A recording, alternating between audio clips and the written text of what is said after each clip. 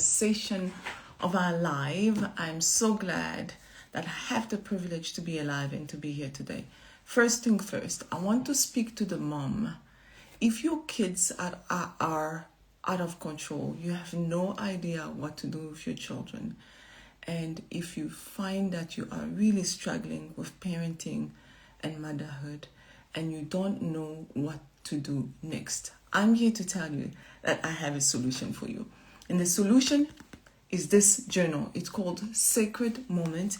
It's a prayer journal for generations to come. In this journal, I give you tools on how and what to pray for when praying for your children. I know it's a little bit difficult when you are new to praying and you don't know what to pray for. And this is why I wrote Sacred Moment for moms like you and me who don't always know what to pray for, but are really intentional about praying and would like more handles and tools on what to pray for. Then this journal is for you. It's called Sacred Moment. You can purchase it on my link. The purchasing details are on the link. So go ahead and purchase it and begin to see God change your children, because our children, again, we only have them for a little while and we are supposed to shape and mold them. And if you don't know how to do that, the Sacred Moment Journal is for you. Welcome. If you're new, I'm Sandra B. Zaka. I help women build resilience through anchored identity. Hello, Maggie. So nice you can join. And today we'll be talking about the curse of comparison. So a few days ago, my son and I, my lastborn, we're both wearing white trainers. We were walking, having ourselves a good time, just chatting about nothing really important, nothing in particular, just chatting. And then he looked down and I realized that he had gone quiet. I didn't know, maybe I thought he saw something else or whatever. But as we carried on talking, and he said to me, Mom, I just noticed something, that we are both wearing white shoes, but yours are much cleaner than mine. And here's the interesting thing about that. Before he looked at my shoes, he didn't realize that his shoes were dirty. His shoes were actually clean. They were just not clean to my level of cleanness because I'm an adult and he's a child. But his white shoes were clean according to the 10-year-old standard that he is, and my shoes were clean according to the 45-year-old standard that I am. And that got me thinking about what we do in life, is that we compare ourselves in different standards, right? He expected to have clean shoes of a 45-year-old woman when he's 10 years old. It makes no sense. But that's what we do with comparison. Oftentimes it makes no sense. We compare apples with oranges, oranges with apples. We compare ourselves to different seasons of our lives. It's like asking an empty nester, comparing myself, who is in the jungle of parenting. Literally, I have a teenager, a preteen, and a young son, and compare myself to someone who is an empty nest, that they will probably have more time, definitely more money, because they're not paying for all these crazy school fees and all the extra activities.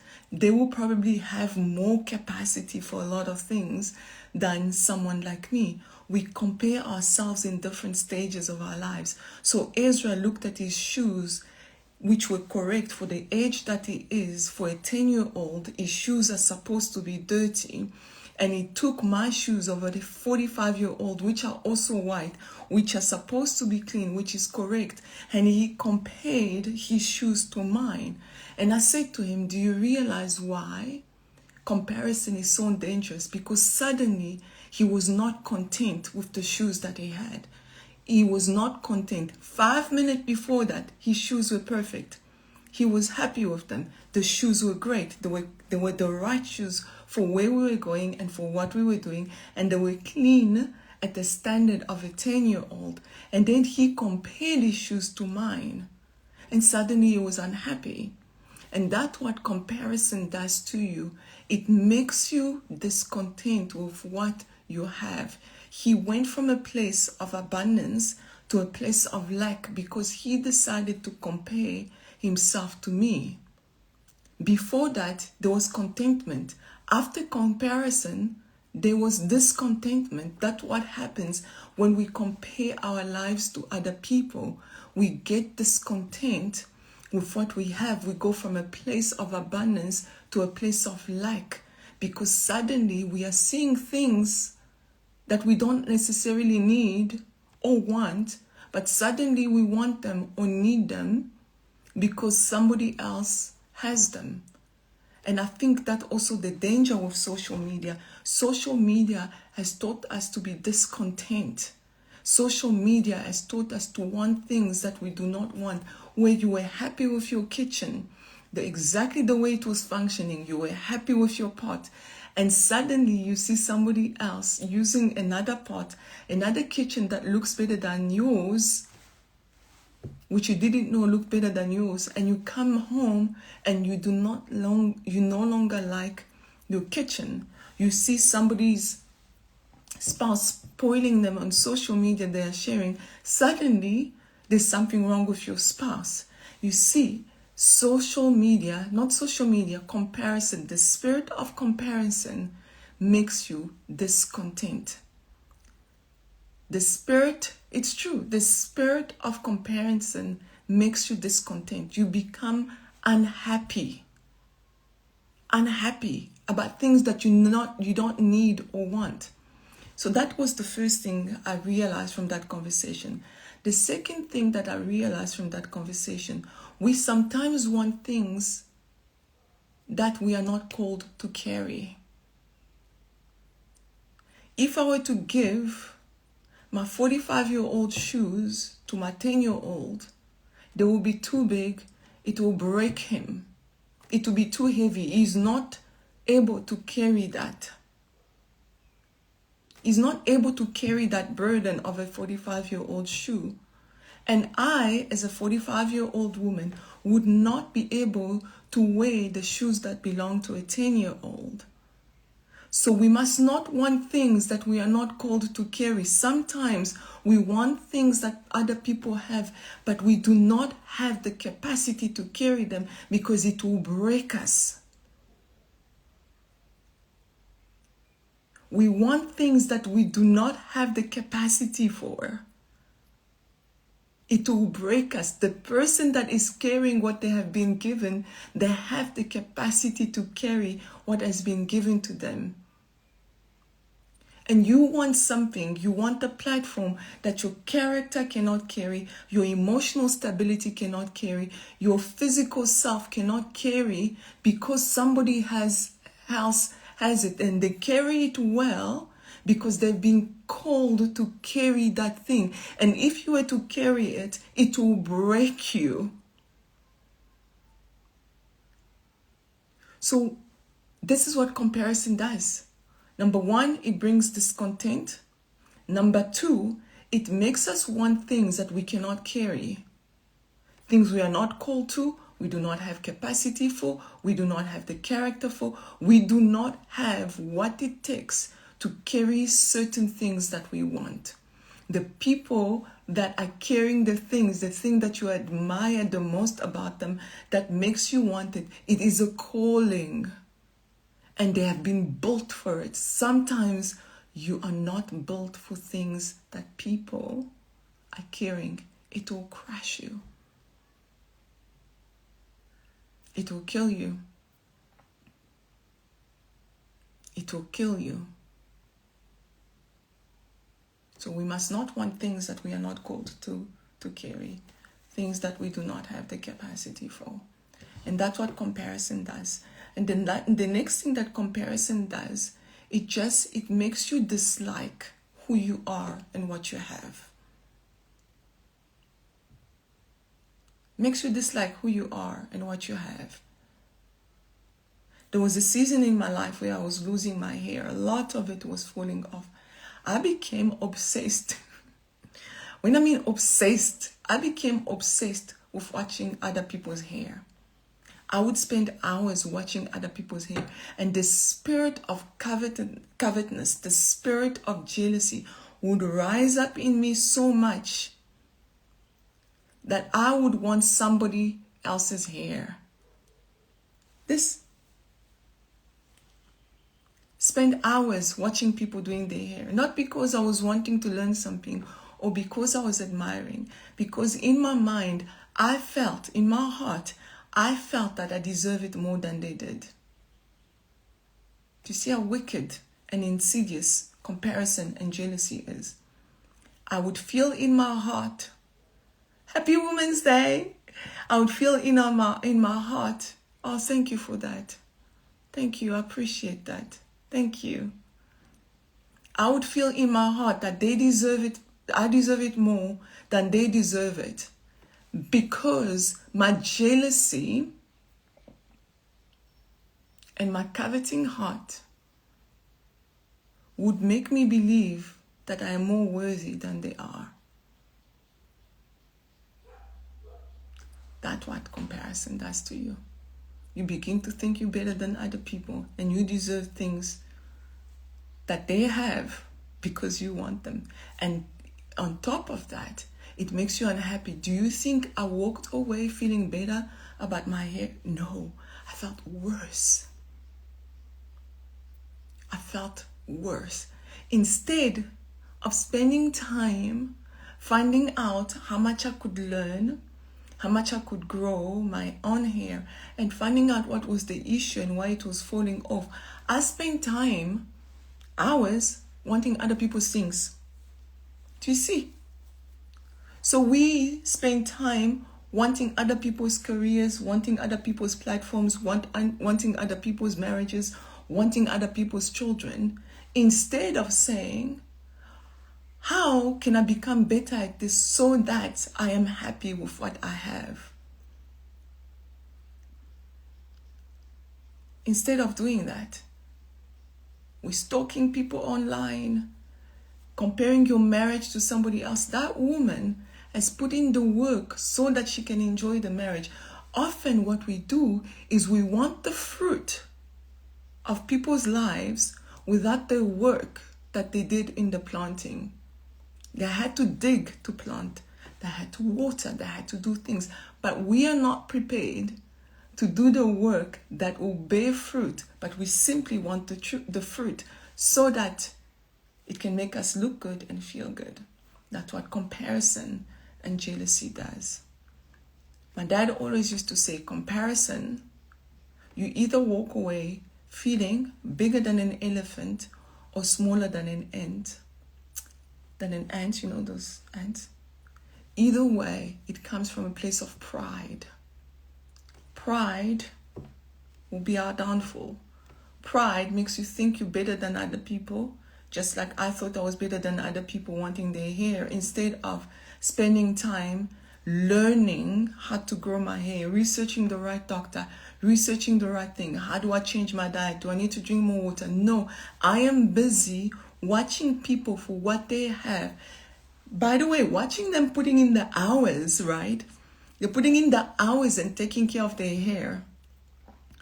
Putting in the hours, taking care of what they have so that it's beautiful. Instead of me spending in hours learning of how I can take care of this thing, I'm spending hours watching them, criticizing them and judging them because I want it, I deserve it, without putting in the work. That's what jealousy and comparison does.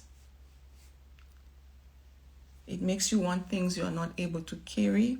It makes you think you can do better. But pride does that to us.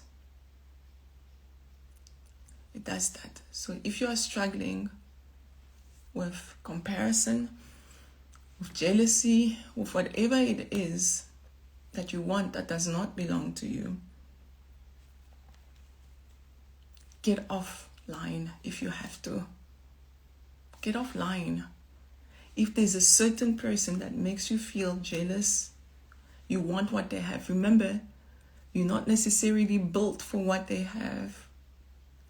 Remove yourself from those situations. Remove yourself.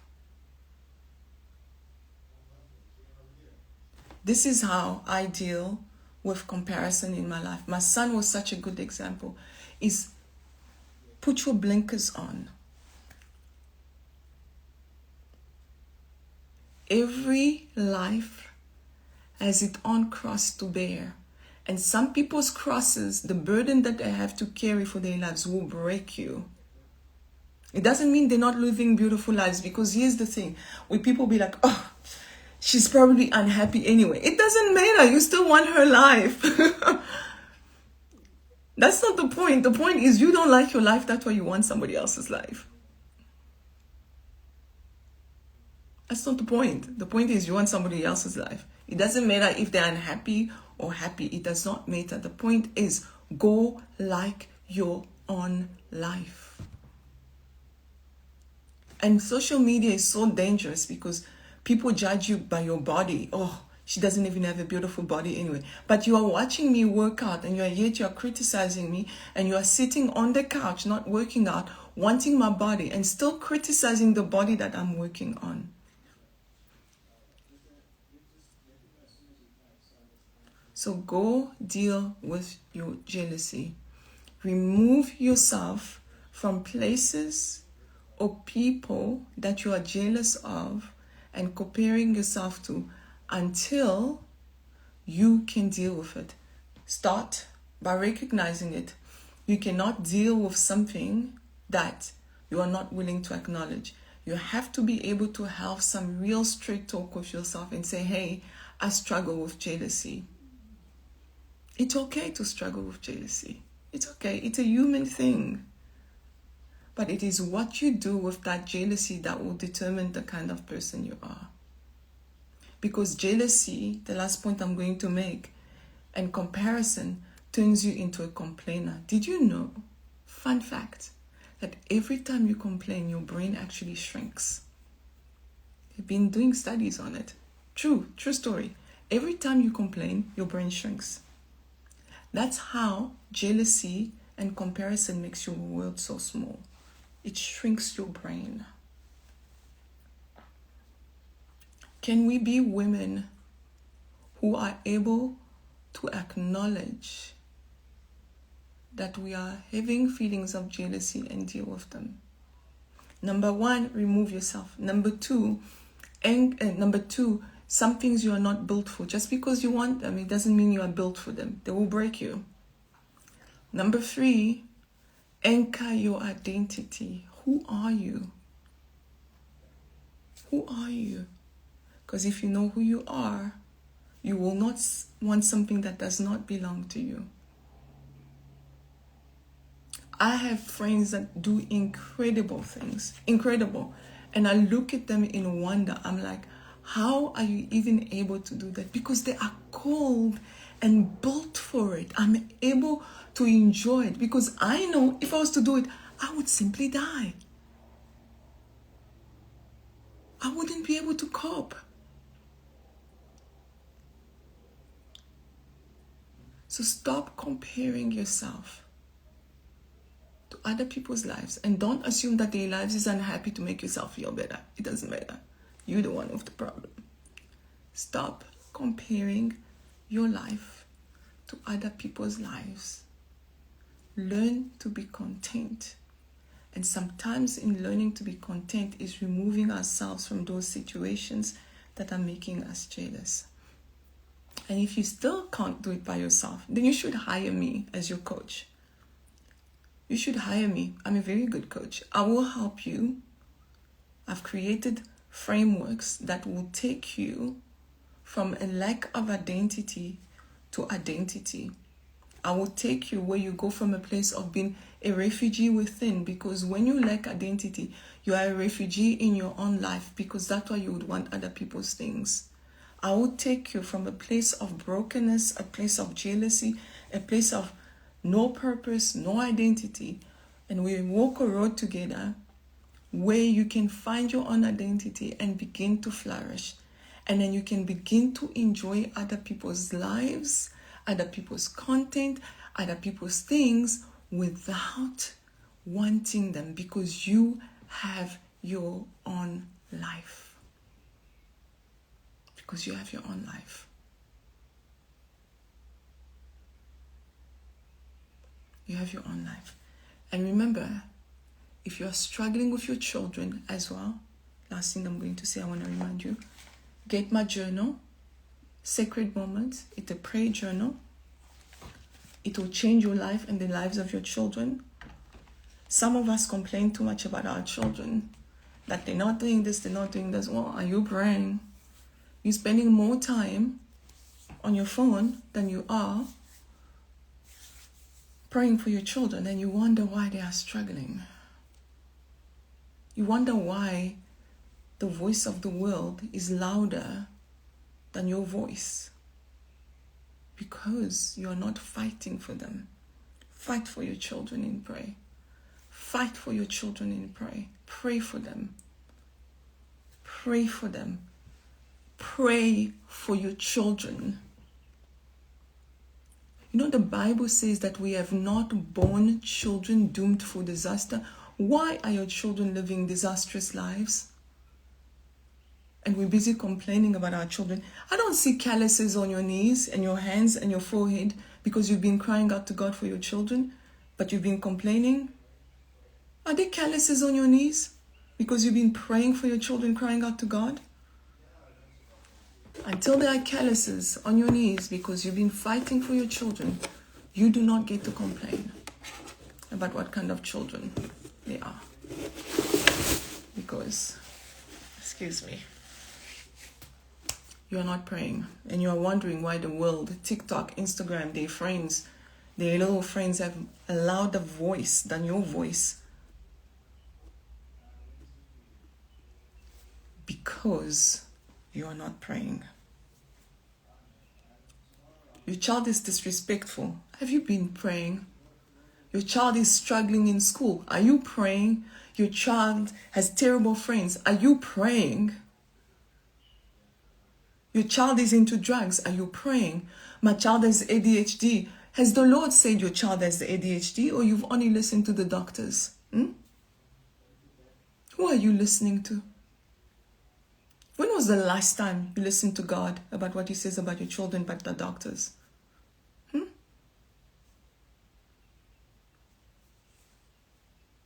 Are you praying? So yes, you don't know how to pray? I have a solution for you. Get my journal. It will help you to pray. And ladies, I love you all. I love your families. I love us to build strong families. So if I sound hard, this is how. I also speak to myself. When I start complaining, I'm like, no, stop. You are not a victim. Do something about it. We are not victims. Anyway, I love you, ladies. I love that we are building. I love that we are committed to speaking the truth to ourselves and to our lives and to situations in our lives. In this space, when you join my world, we don't make excuses. We deal with the things that we need to deal with so that we can flourish. I'll see you again at the same time tomorrow. Love you all and chat soon.